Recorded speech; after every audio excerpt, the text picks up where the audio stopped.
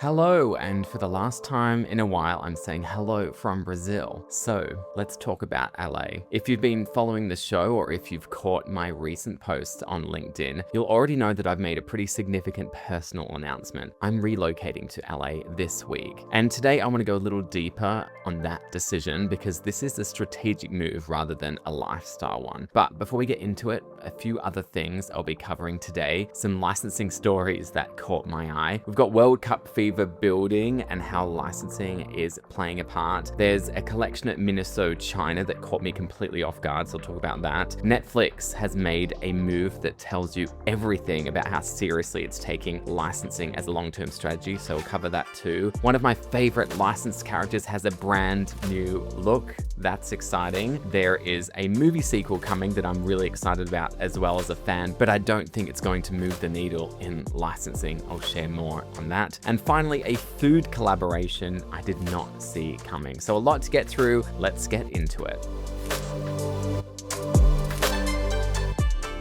Let's start with LA and why I made the decision to move there. I want to be completely transparent about something first. I'm not a West Coast kind of guy by nature. I spent 6 years in London and that city really shaped how I like to live. Walkable streets, public transport, being in the thick of it. Whenever I visited the US, it was actually New York where I felt completely at home for exactly those reasons. New York and London have a similar energy. They even have similar weather for better or worse. Boston, Chicago, I really love those cities too. There is perhaps an alternate universe where I ended up on the East Coast instead of the West Coast, but I kept coming back to the same question. What will benefit the business most? And the answer every single time was LA. Here's the thing about LA and licensing. The entertainment industry, as we know it, it was built there. The first LA film studio, Nesta Studios, opened in 1911. By the mid-1920s, the major studios were in full swing. Fox, Paramount, Warner Brothers, MGM, Universal. Over a century later, they're all still there. Some of them look a little bit different with different ownership, but the presence is there. And that history isn't just cultural, it's commercial. The reason the global licensing industry has such a gravitational pull towards LA is because the IP owners are there. Disney is there, Warner Brothers is there, Universal, Paramount,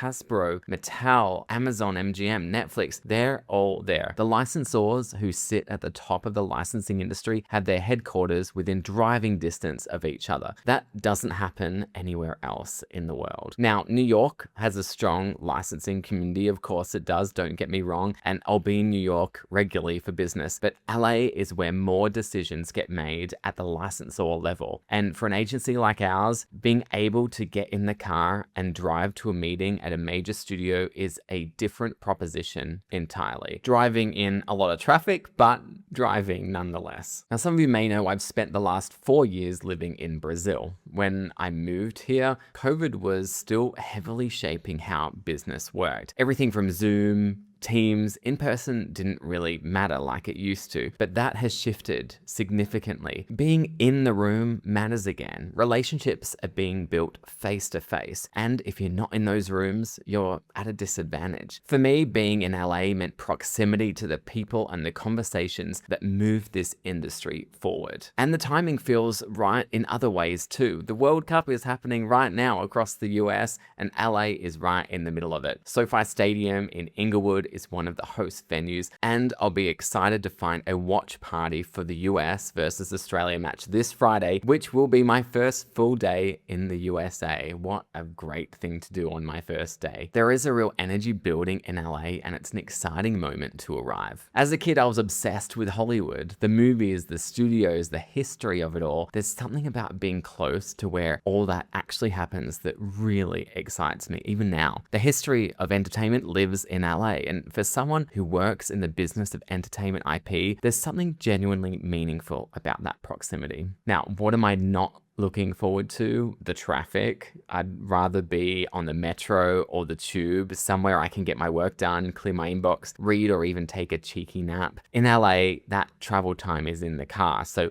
I'm going to have to get creative. A lot of business calls on the road perhaps. And I'd be lying if I said I wasn't a little nervous about the cost of living. 4 years in Brazil has been very kind to the wallet, so LA will be a completely different story entirely, but I am ready for it. But the opportunity is there. The business case pace is clear, and I'm absolutely ready for LA. Right, let's talk about World Cup, because the moment has arrived, the moment where football, or soccer, if you prefer to call it that, is unavoidable. The tournament kicked off last week, and it is the biggest World Cup in history. 48 teams, 104 matches, spread across 3 countries, the US, Canada, and Mexico. The final is on the 19th of July at MetLife Stadium in New Jersey, and FIFA has confirmed there'll be a halftime show, Super Bowl style. Shakira, Madonna, and BTS will be performing, and curated by Coldplay's Chris Martin. That tells you everything about the cultural scale of this thing. From a licensing perspective, the commercial machine around this tournament is enormous. Major retailers have created dedicated World Cup shopping destinations. Amazon has a Summer of Soccer storefront. Macy's launched a World Soccer HQ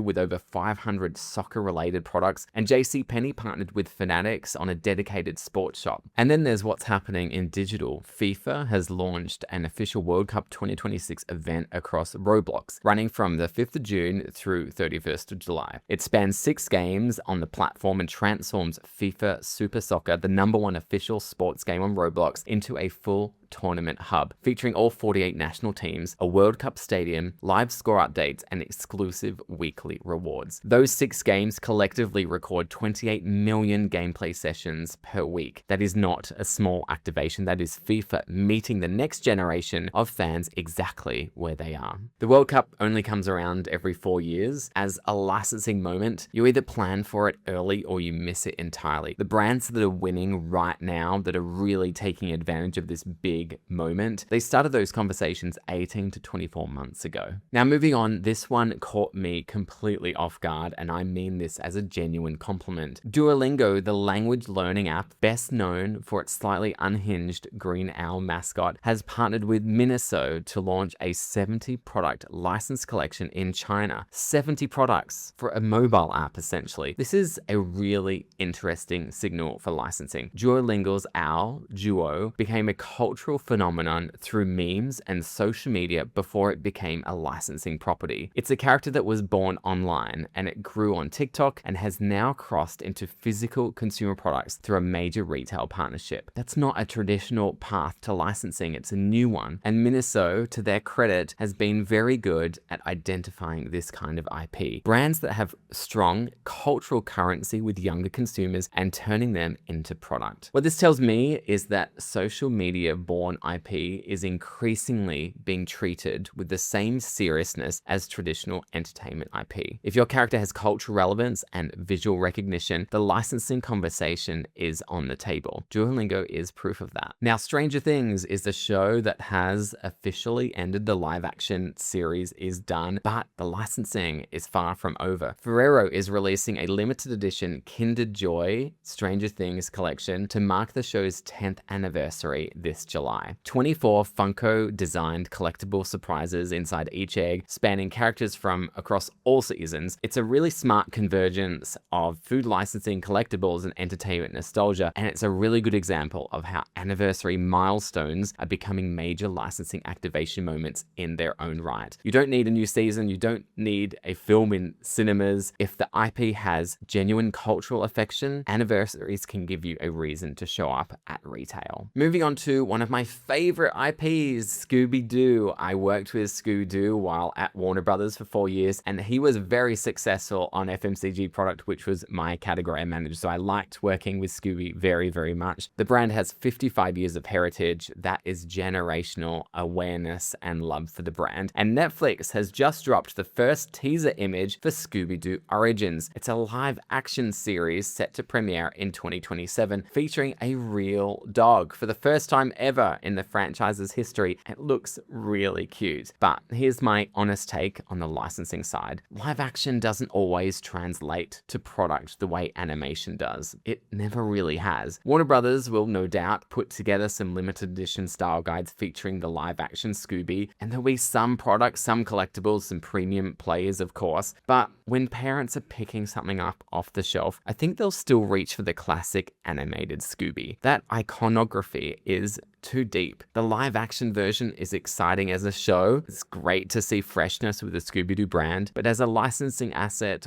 I think it's classic Scooby that will always win, hands down. Okay, some personal indulgence for just a moment. One of my favorite films from the 90s was Romy and Michelle's high school reunion. And almost 30 years later, a sequel has just been announced and it's already filming. I'm excited about this as a fan, but do I think it's going to be a major licensing moment? Honestly, no, I don't think so. At best, I think you'll see the kind of brand partnership play we saw with The Devil Wears Prada 2, Starbucks, Diet Coke, a few things in fashion, strategic targeted collaborations, but a broad licensing program, I don't think this is that. The nostalgia is real, the audience affection is real too, but I just don't see it translating onto shelves in a really meaningful way. And finally, this is one I did not see coming, but the more I think about it, the more I think it's brilliant. Hello Kitty and Spam have joined forces in a licensing collaboration centered on the Waikiki Spam Jam Festival. The result is a limited edition Hello Kitty Spam Musubi kit, and I really hope that I pronounced that properly. Hawaii's most beloved canned meat meets one of the world's most licensable characters. On paper, that sounds completely random. In practice, it is perfect. Spam has genuine cultural significance in Hawaii. It's not just a food product, it's part of the local identity. Spam musubi is a staple, and Hello Kitty has this extraordinary ability to make absolutely anything feel desirable and collectible. The combination is playful, regional, culturally grounded, and the kind of thing that people love to share. And that's the formula for a collaboration that actually works. It's already getting a lot of attention online. Now, before I wrap up, before I get on the plane to LA, I wanted to do a quick retail visit here in Brazil to get a sense of what's doing well on shelf right now when it comes to licensing. So have a listen. Now, before I get on a plane to LA, I wanted to have one last chance to go to C&A. It's my favorite place to visit here in Brazil. They have amazing licensed product. So let's go check out what they've got. So here is the licensed tee section. I've actually bought, I would say, at least 10 to 15 t-shirts from C&A. And this is where I always go. They've got brands like Tom and Jerry. They've got a lot of anime. They've even got a Hello Kitty for men, which is really interesting. We've got Toy Story. Now, Toy Story is really big right now because the next film is coming out in a couple of weeks' time. So this whole section is actually all Peanuts. This is more obvious, but this is Peanuts, this is Peanuts, this is Peanuts, this is Peanuts, this is Peanuts. So obviously Peanuts sells really well at C&A, or else they wouldn't continuously have product in stock. All right, so let's head to the kids section. We've got Sonic here, we've got Minnie Mouse, Hello Kitty, of course. We're gonna see Hello Kitty everywhere here. Here's Mario, coming off a very successful film, just reached $1 billion at the box office, so a huge milestone. So probably selling very well for them. Something we're seeing for the first time here in C&A is K-pop Demon Hunters. Not a lot of Bluey stuff here in C&A, and also not a huge amount of Bluey stuff here in Brazil yet. I do find that Bluey is kind of like the #1 brand in Australia, in the UK, in the US right now for preschoolers, but it does take a little bit longer to get here to Brazil. Same thing with Peppa Pig. Peppa Pig was really big in a lot of other markets before it got big here in Brazil, but now we see Bluey in C&A. We're probably going to see a lot more Bluey over the course of the next 12 to 18 months, particularly around the film. When that big film hits August 2027, it's going to be unavoidable everywhere in the world, here included. So our last stop is the ladies section, and the usual favorites are here: Stitch, Peanuts, Hello Kitty. We've got some classic Cartoon Network. Look, Powerpuff Girls are there. Johnny Bravo. Wasn't expecting that. Really, the key word here in C&A is nostalgia. You know, they're thinking about what did their consumers love when they were growing up. That's why we're seeing Cartoon Network. I mean, who's talking about Courage the Cowardly Dog now? Barely anybody. But people grew up with this. So we can't leave C&A without buying something. And today I'm buying yet another Peanuts tee. This one is like old money style, which we like. And I'm going to go and buy this now. You get to listen to a bit of my Portuguese. Let's do it. Olá, tudo bem? Acredito. Olá, tudo bom? Tudo bem. Mais barato, né? As duas estão mais baratas. Muito obrigado. Ciao, ciao. This has been a very productive trip to C&A. Lots of licensed product, lots of Snoopy, Peanuts, lots of Stitch, lots of Disney, lots of Garfield, lots of really nostalgic properties, which is really good. So it was a good last trip to C&A for now. And that's it for this episode. It was a big one, and it's a big week for me personally. If you want to follow the move to LA in real time, come find me on Instagram. I'll be documenting the journey as and when it happens, and I'll be in touch from LA next week. Very excited to be doing the podcast from there. Until then, I'm David Bourne, and this is Born to License.